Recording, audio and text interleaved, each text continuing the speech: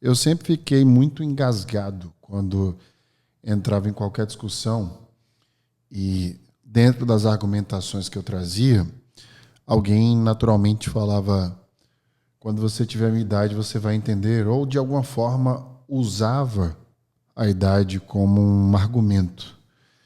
Porque isso acabava findando a discussão, né? Porque se você é mais novo que uma pessoa e ela utiliza o tempo de vida como um argumento, você não tem mais espaço para aquela discussão.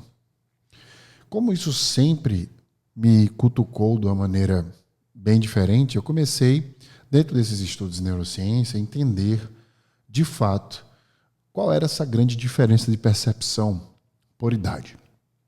Já contei uma história aqui, vou voltar a repeti-la de maneira branda, de que um senhor de 90 anos que passa a 90 anos numa rua, ele não conhece essa mesma rua tão bem quanto uma criança que mora nela há 5 anos. Isso neurologicamente tem a ver com a atenção focada. Ou seja, quanto mais eu foco minha atenção em alguma coisa, mais eu vou entender dela. Aumento, portanto, a probabilidade de compreensão. É como se num oceano de habilidades que você tem para aprender, quando você presta bastante atenção em cada passo por vez, teu cérebro aumenta a probabilidade de armazenar aquela memória, aquela informação, transformando em aprendizagem. Eu entendi, durante esses estudos, a combater argumentos que eram sempre pautados na idade, mostrando para outra pessoa que o fato dela ter vivido mais tempo do que eu não necessariamente dava uma alforria de conhecimento a ela, em qualquer que seja a circunstância, sobretudo sobre experiência. Porque, veja, mesmo com 37 anos, eu posso ter experiências maiores do que a minha mãe com 70. Depende muito do que estamos falando, fazendo e percebendo da vida. É por isso que no No Brain No Game Cast de hoje nós vamos entender porque envelhecer não é o mesmo que amadurecer.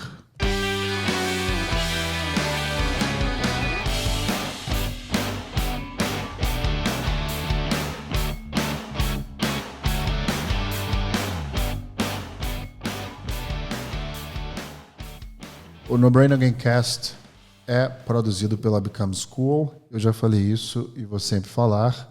O Instagram da Become School é become.school, escola inglês, com mais conteúdos para você que quer ressignificar a sua relação com o seu trabalho.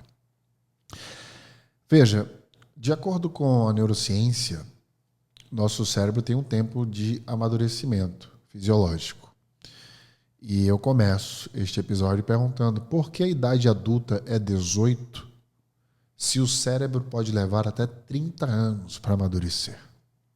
Alguns estudos indicam que a média de amadurecimento do cérebro é 25 anos. Guarde bem essa informação. Amadurecimento fisiológico do cérebro, 25 anos. Ou seja, até 25 anos, uma pessoa não tem os componentes, em média, isso varia muito de gênero e também varia muito de pessoa para pessoa, seja de DNA, mas a média é 25 anos. Então, se uma pessoa tem menos que 25 anos, tecnicamente ela ainda não tem a capacidade, ou seja, o hardware, a parte fisiológica completa. O amadurecimento vem a 25. Mas maturidade fisiológica é bem diferente de maturidade comportamental. E a gente vai traçar essa diferença hoje, neste episódio. De acordo com estudos mais recentes, que foram feitos pela Academia de Ciências Médicas de Oxford, o cérebro só atinge a fase adulta aos 30 anos de idade. Ou seja, uma coisa é você ter a fisiologia do cérebro, a capacidade dele. Aos 25 é a média aí que a gente completa esse amadurecimento fisiológico. Mas a ciência sugere que o amadurecimento comportamental, ou seja, a fase adulta de fato, se completa aos 30 anos de idade. Quando eu escuto isso, eu fico me questionando muito o comportamento da sociedade que nós temos hoje. Quando eu leio um artigo científico me dizer que a maturidade da fase adulta é completa aos 30 anos, eu olho para a sociedade e começo a questionar o comportamento das pessoas no trabalho e na vida.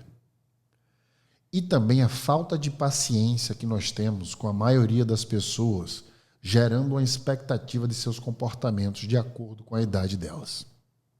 Aqui mora 2 questionamentos que eu quero fazer para este episódio. Primeiro, como se relacionar e criar expectativas de pessoas abaixo dos 30 anos?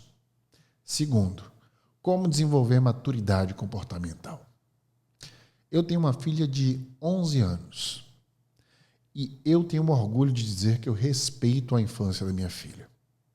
Ela não tem celular, ela come as comidas de criança tranquilamente, ela usa roupas de criança, ela fala, se expressa como uma criança e ela anda com brinquedos em viagens e dorme com eles por isso. Mesmo estando em casa.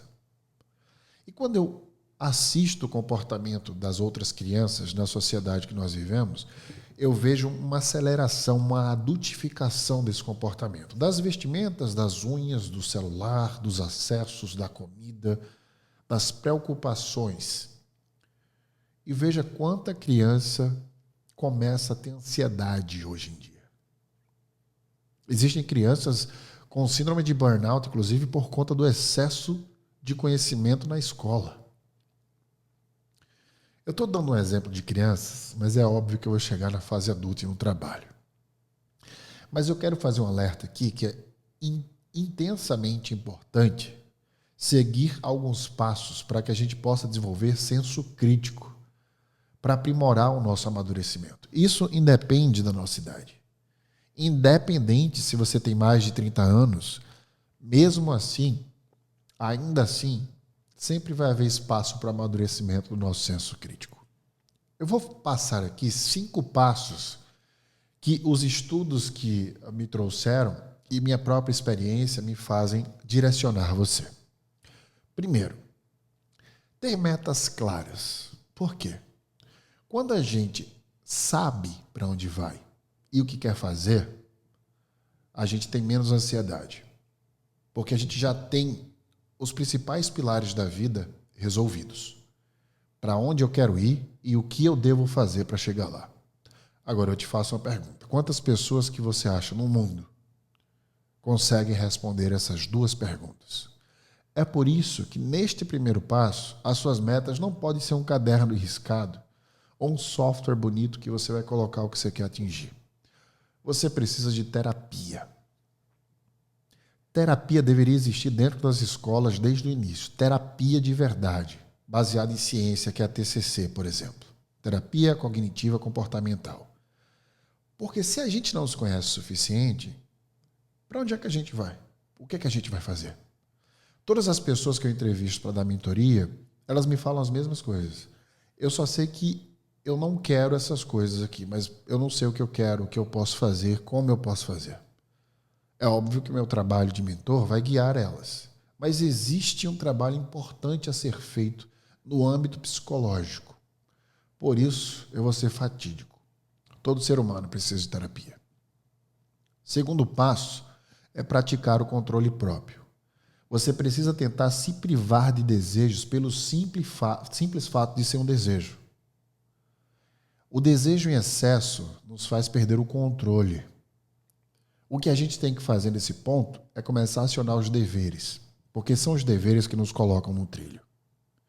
Sempre que você se questionar, será que eu estou fazendo a coisa certa? Divida os desejos dos deveres. Será que você está fazendo o que você deve ou o que você deseja fazer? É óbvio que há uma interseção de buscar o dever pelo desejo e o desejo pelo dever. Por exemplo, eu devo trabalhar.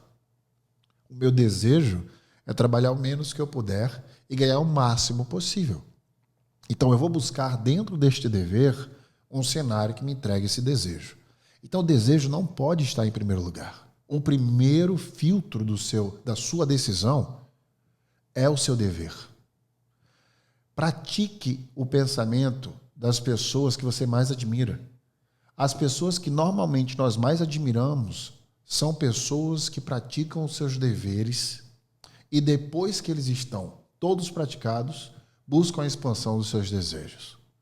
Primeiro viver, depois filosofar. O terceiro passo é se comprometer com você mesmo. Você precisa lembrar que quando você procrastina, usa drogas, bebe álcool, você está fazendo tudo isso prejudicando apenas a si mesmo. Qualquer comida não saudável que você coloca para dentro de você, só você vai se prejudicar com isso. Eu não entendo quais são os parâmetros que a gente usa para se autodestruir, querendo alcançar alguma coisa que é benéfica para a gente. Por que a gente não cria, não traça um caminho de comprometimento próprio, onde a gente se cuida? Toma conta da nossa saúde mental, que é o que a gente tem de mais precioso, do nosso corpo. Uma coisa envolve a outra. Toma conta das pessoas que nos fazem bem. Mas a gente parece bloquear essa perspectiva que parece até ser lógica. Em detrimento de quê? De provar para as outras pessoas que a gente é capaz de alguma coisa, que a gente é útil de algo. Só que o dever de casa está mal feito. Então, o comprometimento com você mesmo é essencial para o desenvolvimento do seu senso crítico e maturidade. 4. Saiba aprender.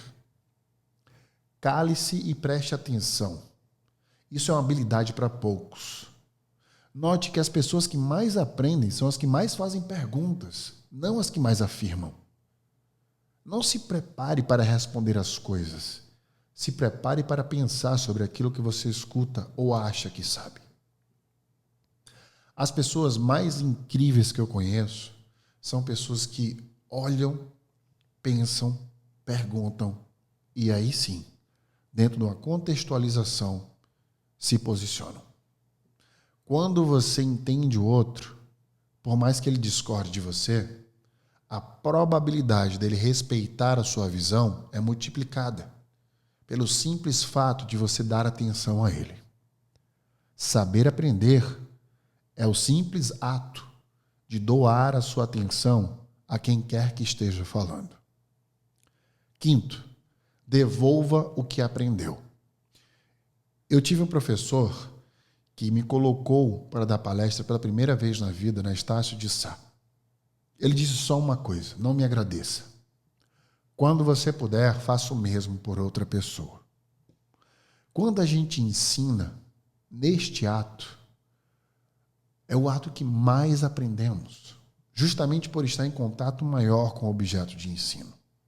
Neurologicamente falando, nós multiplicamos a probabilidade de armazenar o que a gente está ensinando, gerando memórias. Quando você passa adiante o que você ganha, você desenvolve o senso de utilidade. Ter metas, praticar controle próprio, se comprometer com você, saber aprender e desenvolver e devolver aquilo que aprendeu são os 5 passos para que você possa expandir sua maturidade social e o seu senso crítico. Veja que a gente precisa se relacionar melhor com as pessoas quando a gente entende que a relação com elas é o que nos faz e nos traz uma percepção diferente daquilo que a gente acha que sabe. O momento que a gente mais aprende é o momento que a gente observa o ato alheio. Você precisa, muitas vezes, ter maturidade para você e pelo outro. E, justamente hoje, principalmente por esses traços científicos e psicológicos, fisiológicos e comportamentais, nos ensina 2 coisas interessantes sobre como você pode gerar uma expectativa ou não sobre o outro e gerenciar essa expectativa entendendo as pessoas pela limitação de capacidade e habilidade que elas têm. Muitas vezes você vai ser condenado por ser muito paciente. Ou mesmo, poucas pessoas vão entender o porquê de você ser tão bom com pessoas que costumam ser diferentes de você. Mesmo os intolerantes. e os que tentam tirar vantagem de você. Mas o mundo não melhora quando a gente se mistura com quem é consciente. Ele melhora quando a nossa consciência expande a do outro, as do que mais precisam de nós. Sem falar em nós mesmos e na nossa constante transformação. Pensa comigo.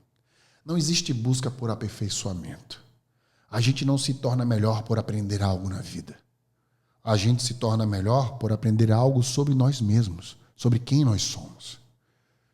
É muito mais sobre autoconhecimento e menos sobre entender o mundo ao nosso redor. Há muitas coisas em mim que são maiores do que eu. E é importante que eu me notifique delas, para que eu mesmo possa transformar a forma que eu reajo quando elas acontecem. Duas coisas são importantes sobre isso. A primeira é que mesmo que você pare de agir de alguma forma que não te faz bem, a sensação sempre estará lá, dentro de você. A segunda é que quando você deixar de fazê-la, isto não significa que você mudou, apenas que você amadureceu.